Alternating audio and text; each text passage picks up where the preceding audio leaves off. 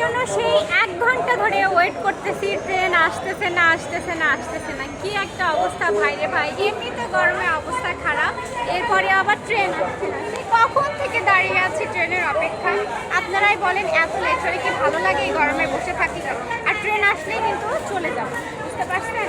Train আসলে কিন্তু একদমই চলে যাবো। হ্যাঁ, ট্রেন আসলে চলে যাবো, কোনো দেরি নয়। ট্রেন আসলে কিন্তু আর 1 সেকেন্ডও দেরি করবো না। ট্রেন আসলে কিন্তু বের হয়ে চলে যাবো আমি এখান থেকে, ট্রেনে উঠে পড়বো। আর এই যে সবাই কিন্তু ট্রেনের জন্য ওয়েট করছে, বসে আছে, দেখতেছেন প্রত্যেকটা প্ল্যাটফর্মে সবাই দাঁড়িয়ে দাঁড়িয়ে আছে, অনেকেই বসে আছে, অনেক সুন্দর একটা পরিবেশ। আর এখানে কিন্তু আরেকটা সুন্দর জিনিস আমি দেখতে পেলাম, এই যে দেখেন এখানে মাটির হাঁড়ি পাতিলগুলো সুন্দর করে রেখে দিয়েছে।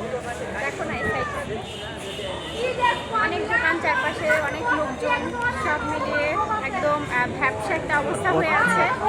আর কতক্ষণ অপেক্ষা করবো আপনারাই বলেন, নিশ্চয়ই বুঝতে পারতেছেন এখানকার অবস্থাটা কেমন।